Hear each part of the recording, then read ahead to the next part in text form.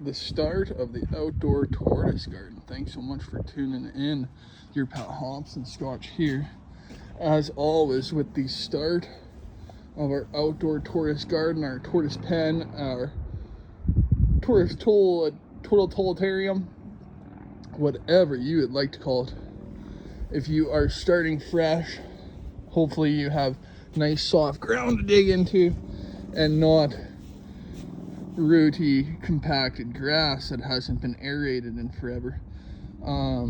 This here is not the total sizing, but I believe this will be the sizing of the construction panel, construction fence, like temporary fencing panel that I'm using as a lid for the majority of my tortoises enclosure. I'm gonna be kind of using that as the main pivotal point, and then adding on a little bit more where I'm standing to kind of have a, sorry, I'm out of breath from so much shoveling, kind of have a tortoise garden, like a shed, or maybe even a hothouse if I can get away with it. A lot of people use those miniature greenhouses or plastic. They're kind of a clear plastic outdoor. You can use them as a hot box per se for the tortoises. So here we are, joined with my pal Sway, and I'm even considering using that outdoor storage bin as a partial a hot house for the tortoises, or a shed. See, our summer nights here, our cold temperatures don't get that cold, and our hots get extremely hot, that the ground temperature stays rather warm overnight from last year's reading. So I am not too overly worried. Even tonight, it's only today was 20 degrees Celsius at the end of March, and our overnight cold is I believe 4 Celsius, so not freezing, but definitely it'll create a slow morning for them torties. This will be a dog-proof enclosure. My dog doesn't dig, but regardless, it will be a dog-proof enclosure, as they share the space during the day. So I will, security is of course the utmost number one, and safety are the number one priorities with this garden, as well as getting our tortoises outdoors. See, they get that nighttime evening sun through this crack here. We get from about 10 a.m. all through the afternoon, a little bit of shade at that hot point in the day at around 5 o'clock, and that evening sliver. Oh, is it windy today? We don't have any buds on the trees yet, but that spring, that really wicking that moisture out here.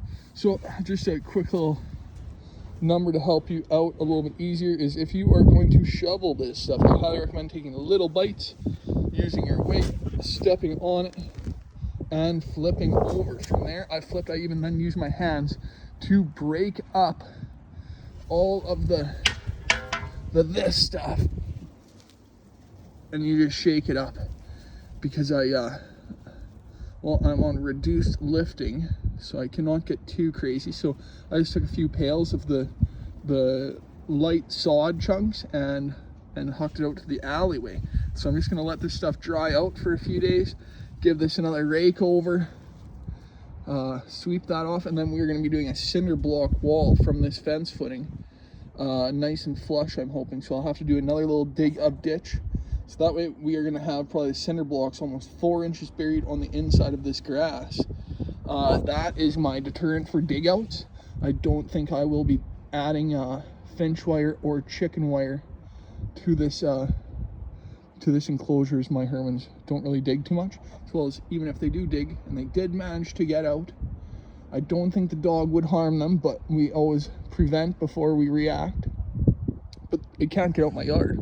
My entire yard is, unless it's a hatchling, which my hatchlings will only be outside supervised, but the adults can't fit through that fence gap. I have sized them up, and the survey says that there's no escaping this yard. But so this is kind of the start of the soil prep. As you can see here, this is a bit of a clay topsoil. There's a sand, there's a grit. I work with soil samplers on the weekly, and they would say that this soil's plasticity, that is where you see that shine, there is a bit of a clay content and a silt content. it's kind of an all mediums. I'm hoping that these grass pieces dry out and break down sooner than later. So we'll keep on raking this around, batting this around as I install those cinder blocks. I simply cannot wait. I'll do that outside line of cinder blocks so we can get that fence panel laid in here. One side will be protected by the fence, but the extension will just be the extension as we extend this way, we'll say. Will only be protected by wood until I build something else a little more fashionable. Thanks so much for tuning in to my outdoor Tortoise build. Stay tuned as the next few upload videos will be pertaining this task. If you like this video, please share with your friends, subscribe, follow me on the Facebook group, Natural Tortoise Keepers Canada. I'm on TikTok and Instagram as Hops and Scotch. My personal tag is as well as my YouTube. Thank you so much. Over and out.